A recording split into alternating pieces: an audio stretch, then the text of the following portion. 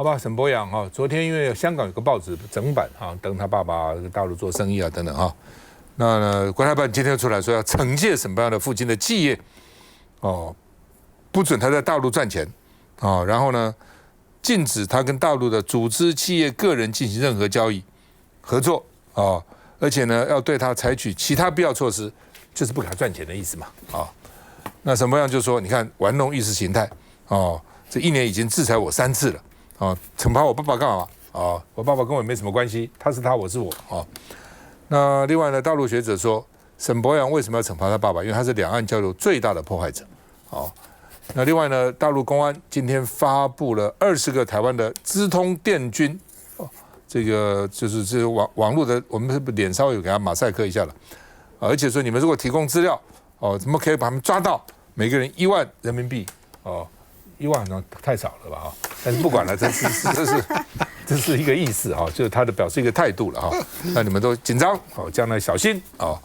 那另外呢，这个说他们哈这些这个资通电军呢，说指挥了5个骇客组织啊，叫做毒云腾、三色堇、匿名者64、金叶罗，还有乌苏拉哦，5个他们来组织干嘛呢？去窃取老共的联合利剑的军演的情报。而且呢，这个是蔡英文组成的，以后呢，在美国军方支持下打造的第4军种，哦，所以呢，意思你们这些人啊，只要抓你们，哦，甚至呢要检举你们。那批复汉术，哦，是说你们这个人怎么动不了的啦，哦，你们是3流水平啦，哦，还以为你们是都伟大的骇客。那另外呢，陈玉珍就讲了啊，说沈伯洋的爸爸在做生意会被惩戒。他其实做生意没什么关系啊，就我也觉得台商做生意有什么有钱赚，哪有是一个商人不赚？但你们不要一天骂别人嘛，对不对？别人如果说甚至要拐好几个弯，哦，他都去讲人家，哦，然后呢，那你自己的爸爸呢？你自己的先生、你自己的太太、你自己的这个孩子呢？这都没关系，哦，别人做就不行，哦，所以主要是这个，哦，其实台商很多也很辛苦啊，也帮台湾赚了很多的外汇啊，哦。那但是呢，你去指着别人自己去赚红钱哦，甚至呢两边拿钱，这边拿红钱，那边呢做美谍哦，拿美国的钱啊。专家说，为什么他要这个资通电军要去什么悬赏？是说让你网军招募的时候遇到困难，你就想说哦，不是人家不知道，人家都知道呢。这样他有一天万一发生什么事情，我怎么办啊？那我的家人怎么办？而且要防止侧翼洗白啊，这是张静讲的，说为什么老共在公布这个东西了？事实上你现在抓谁你也抓不到谁啊，那干嘛公布呢？哦，那我们的资通电军就说呢，这个广州公安指我们抹黑，绝对不是事实，没干这个事情。看一下。大陆国台办5号发布新闻稿，确认民进党立委沈伯洋的父亲沈土城所经营的兆易公司与大陆企业存在贸易往来与业务合作。大陆方面决定禁止兆易与大陆组织与企业进行任何交易，也扬言将采取必要措施予以惩戒。中国完全就是在玩弄意识形态，不但呢是随意的把抵抗侵略的人贴上台独顽固分子的标签，而且还株连九族。沈伯洋回应自己短短1年就被国台办制裁3次，甚至波及家人，也再次强调父亲经营的贸易公司是面向世界各国下订单，虽然大陆是政治报复。广州市公安局天河区分局今天正式发布悬赏通告，除了要惩戒所谓台独企业，5号早上还发布悬赏公告，通缉20名台湾资通电军士兵，不仅公布正脸清晰照，还把身份证字号一字不漏地写出来，指控他们在5月20和27号对广州一家科技公司进行网攻，喊话大陆民众只要提供线索举报或是配合调查，就能获得约台币4.1万的奖励金。大陆专家声称，资通电军手段简单粗暴，会将情报共享给西方国家，因此要加强警惕。国防部资通电军指挥部则回应，大陆以部分国军人员各自抹黑资通电军，这种老调重弹的卑劣行径不会动摇军心士气。好，那因为我们看到是马赛克，我们把它打马赛克。大陆公布是没有马赛克，清清楚楚，而且身份证号码都有。你的台湾的身份证号码是多少，都写在上面啊。佳宇怎么看？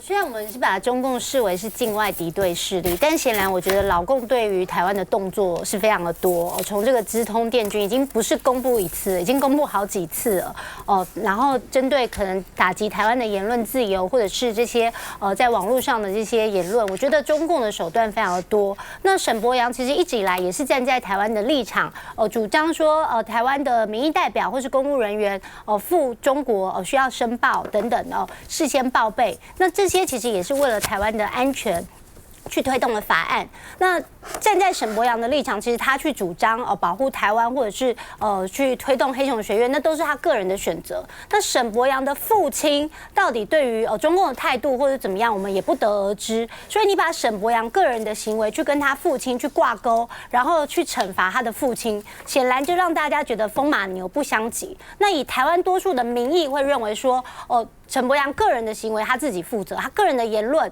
他要这个抗中保台，那是他个人的选择。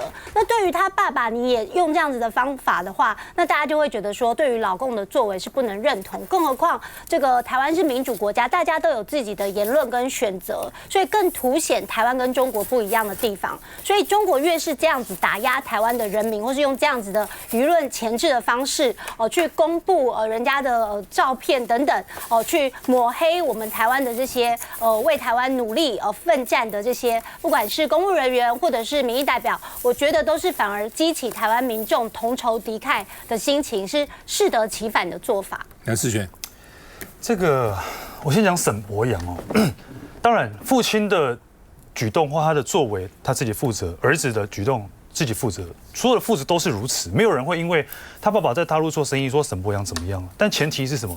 沈伯洋你放弃继承嘛，这才是关键嘛。你平常每天都在讲说别人赚红钱，中共投入人你爸爸赚是你爸爸的事情，你是抗中保台的好立委你爸爸在那边做生意，他是好商人，未来这个钱是谁的？也不是给你的沈伯洋的。如果你出来放弃继承说，因为我爸爸在大陆赚钱，我反对这件事情，所以我爸爸未来的所有财产、所有的资金我都不要，那大家给他拍拍手嘛，你真的是抗中保台。现况就不是如此。平常沈伯洋是怎么样去搞意识形态的？他今天讲说，老共在搞意识形态，台湾第5纵队在哪里？讲过非常多次，到底是谁在搞意识形态？这件事情，我觉得大家看得非常清楚。所以至于这个他们为什么公布这些网军这个我觉得跟3月的时候他们公布名单是有很大的差别的。3月他只有公布，但这一次他是悬赏，这个我觉得在严重性上面是有所不同的。那到底是这些所谓他们的网军？当然，我觉得这个真实性我们可以抱着保留的态度，因为毕竟这资讯单方面是从对岸来的。但是他们这一段时间是怎么样变本加厉对对岸做攻击吗？还是怎么样？为什么现在对岸会如此大的动作？那我觉得说到网军，你说台湾网军确实存在嘛？不管是现在执政党针对在野党所有的抹黑攻击、不实的谣言、不实的资讯。说到网军，我觉得赖总统要负起最大的责任。为什么我这样讲？过去赖总统曾经试图参选的时候，你淋过的雨，现在要为后人撑这个伞。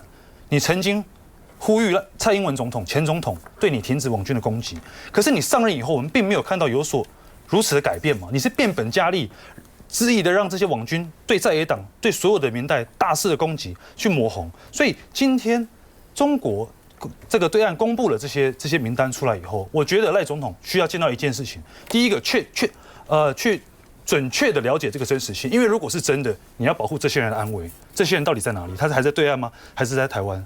第二个，你一定要对网军这件事情做出有所改变，因为你过去曾经是最大的被害者。好不好？是沈伯洋，因为他当然我们说爸爸是爸爸，儿子儿子，这谁也很难这个管到他了。可是呢？陈义珍是说，沈伯洋以前在外国读书买房子，说过是家人赠予的。那钱哪里来？家人是谁？爸爸还是妈妈？还是哥哥还是姐姐？很可能是爸爸给他的嘛。那爸爸钱哪里来？大陆赚来的。所以你说有没有红钱？那另外呢，这个沈伯洋说，奇怪的，这损害是大陆人啊？为什么呢？他说我爸爸是做中南美的贸易商，是协助中南美从各国进口，所以呢，中国禁止买我们的东西。那不是害中国吗？这他东西出不去了，你这就太不了解大陆了。他哪有把钱看那么重要啊？他当然这是一个政治动作嘛。而且你不出口，还有别的贸易商出口啊。所以沈伯洋这个逻辑，就第一个就表示他太不懂这个中国大陆，太不懂共产党制度了。第二点呢，这个逻辑也蛮奇怪的。休息一下再回来。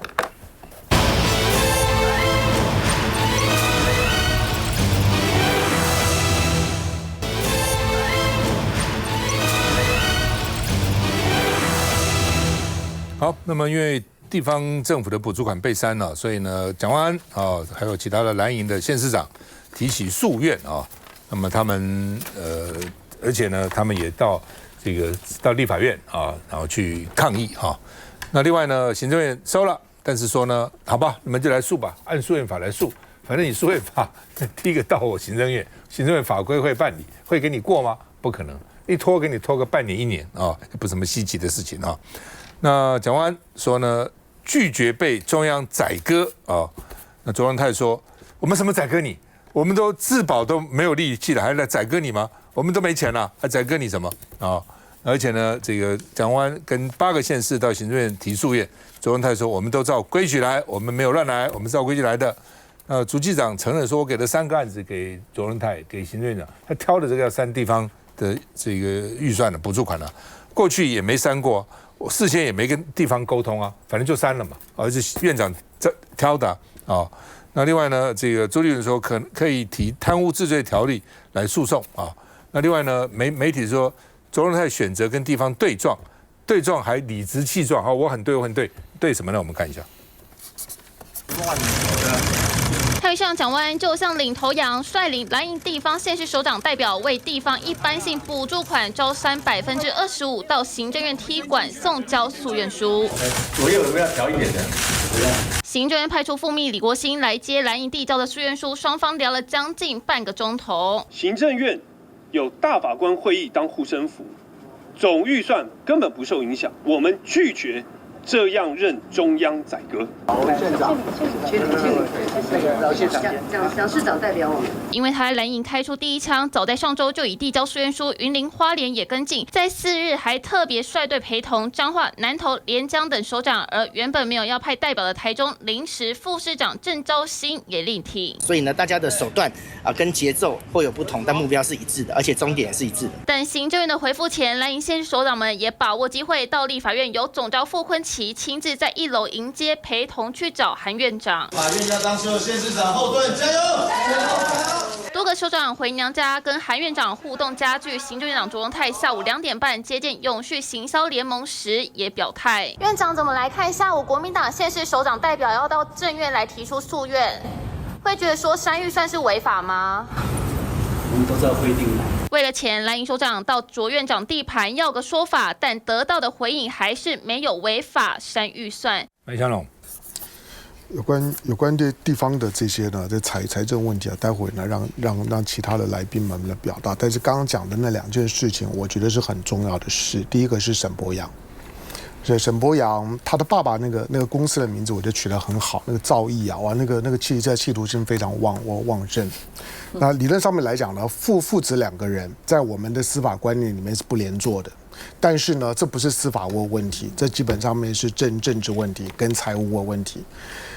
这对的父子，他爸爸呢赚大陆钱 ，OK， 沈伯洋赚美国钱 ，OK， 可是呢，一个赚大陆钱，一个赚美国，在台湾当下民进党执政就非常不 OK。沈伯洋的台湾开放基金会啊，他自己都承认了，从 USAID 从索罗斯的开放基金里面呢拿了134.5万美金，4000多万台币啊，以 USAID。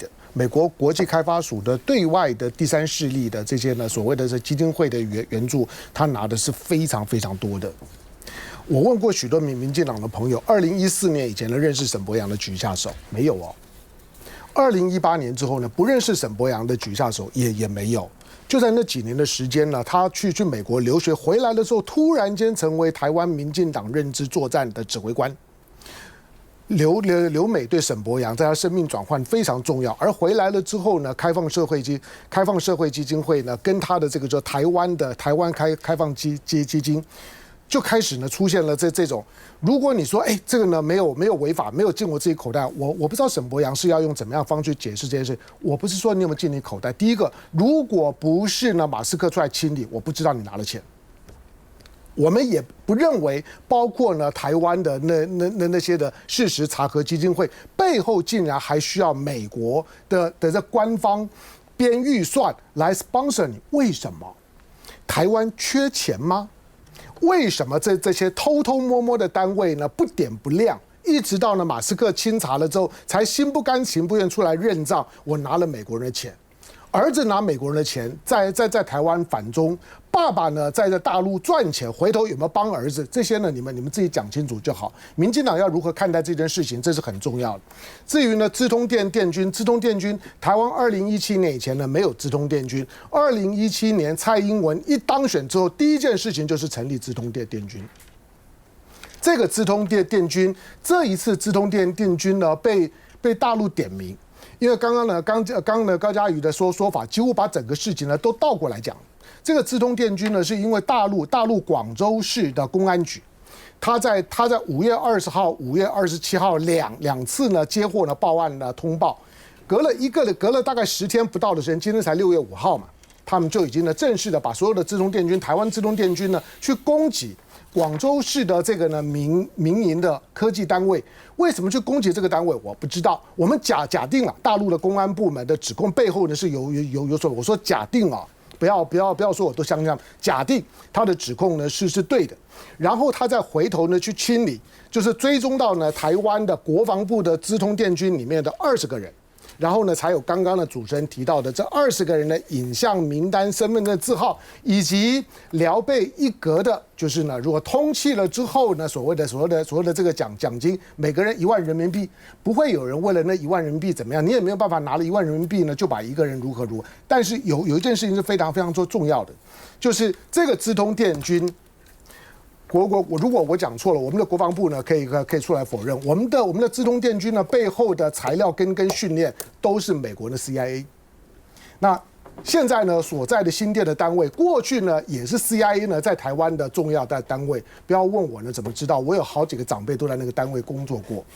你现在呢，资通电军呢做的事情，我关心的只有一点，我觉得台湾方面对这件事情不要低估，但是呢，也不要把事情呢过度的渲染，因为它还是由广州市的公安局，它是把它当作是刑事案件了，但是我们的资通电军是军人的身份。他也可以把你呢当作是呢军事上的攻击行动，他现在是把你当作犯罪行为，而没有当作是军事上的攻击行为。当你是穿着军服的军人的资通电军，对于大陆方面的特定的企业，当然说大陆有没有在搞台湾，我相信有。但是呢，如果有台湾方面呢，当然也都可以揭露，因为到现在为止我没有看到。我过去顶多呢，我听到张善政呢在当国科会主委，我跟他聊过这件事情。他说大陆对台湾的，就是说呢，网络上的试探跟攻击是非常多的，是很密集的。但是个案的部分呢，我没有看到。可是当你看到这个个案的时候，如果他要做文章的话呢，他就不会呢用一般的刑事案件看待，因为犯案者是军人，这20个是军人哦。军人如果长时间呢，对于我的特定的民营单位，以及呢，在我呢进行呢对台湾呢做所谓的包围式的军演的时候，想要去呢切入到这些呢军事单位里面去收集呢联合利剑呢2024的演习的相关的情资，那都是军事行动啊。他没有定义军事行动，没有把两岸之间的在资通电军之间的交手呢升高，所以台湾呢在这件事情当中，你既不要低估，但是呢也不要轻描淡写，因为背后呢随时都有升高的可能性。至于沈伯洋要怎样去处理，因为民进党你们类似这样的 case 呢是很多的。今天点名沈伯洋，虽然沈伯洋已经是不分区立委的第2名，大家都知道不分区立委的第2名就是他就是我们民进党的精神指标，才会坐在那个位置上面。沈伯洋既然是你民进党的精神指标，民进党就有必要呢对沈伯洋父子之间，一个赚美国人钱，一个赚大陆钱，而且都是偷赚。如果呢今天大陆呢没有出来检举这件事情，美国如果没有把这个出来咬，我们都不知道他们父子里头2头赚，一个家里面同时在大陆可以赚饱，在美国也可以赚饱，大概就这对父子，这个是需要说明的。那洪伟，那个蒋万安带县市长去行政院，你怎么看？会有效果吗？这个当然是它的一定要有一个宣示性的效果，因为就说行政院去删除地方补助款，这是非同小可的事情，而且也完全不像卓荣泰说的什么照规矩来。什么叫照规矩来？如果你看主计处都说，这个主计处这个总长说，过去从来没有删除地方补助款，那所以你这次删除，那你所谓的法律依据是什么呢？那为什么今天包含蒋万安还有这么多的县市首长反应这么强烈啊？最主要就是说，这个地方补助款呢，事实上是在去年中央就要跟所有的县市政府讲好啊，我今年会补助给你多少，补助给你多少，所以呢，地方才能以此来编列预算，好，编列预算。所以也就是说，今年度呢，所有的地方政府预算都编好了，而且在执行中的。然后呢，你今天中央说砍就砍。而且莫名其妙，你说什么啊？因为啊，你蓝白乱砍预算呐，砍我们636亿，那我现在没办法砍，我就砍地方。可是大家都知道，在这个预算上它是有科目的，比如说我们今天砍的那636亿是砍什么呢？比如讲特别费，首长的特别费，好，这些高官的出国费，好，那么或者是说一些你的设备费，公务车，你怎么保养公务车，这也是在那个所谓的通山里面。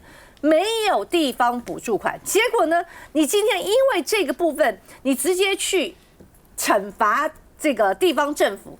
以台北市来说，大家都觉得，哎，台北市你算有钱的这个县市，可是他这样子一砍下来，以台北市来说，因为台北市有这个营养午餐的补助，特别是给这个清寒学生，就有1.6万户的清寒学生的营养午餐的补助钱受影响了。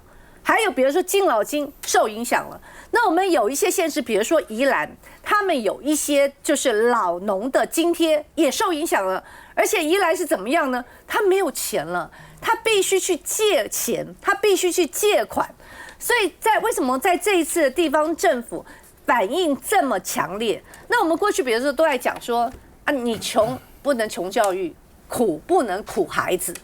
结果你这次好多县市有关于教育的，有关于营养午餐的，有关于育儿津贴，全部受影响。那我想请问你了，那对中央来讲，对行政院来说，首长的特别费不能删，因为他不肯删嘛，不删。但是呢，这个孩子的营养午餐钱你可以删，没有这种道理吧？然后你公务车哦，你看像那个监察院养这么多的公务车，大家觉得需要吗？一个监委配一部。你这个公务车的这个维修费你不能删，可是呢，你却可以删这些所谓的这个敬老金，这个长者的这些照顾，你可以删。你是要告诉我们这样子吗？所以这一次，当然有的人会觉得说，哎，这好像也是一个明年的县市长的这个好像选举的这个前哨战。可是问题是，对于地方政府来说，2500亿的地方补助款是你本来行政院就编给人家，而且还是法定义务支出，所以行政院完全是违法删除。所以现在他们就走一个司法的程序，去打行政的诉愿，去讨回他们的公道，就如同蒋万安市长所讲的，绝对不能任这个中央来任人宰割了。他现在程序是这样，先打诉愿了，诉愿在行政院跟行政院诉愿，然后行政院如果他们输了，他们会打这个行政诉讼了，好，到高等行政法院跟最高行政法院去。我想这也是一个政治动作了，让大家看看说中央被地方告多么难堪。休息一下就回来。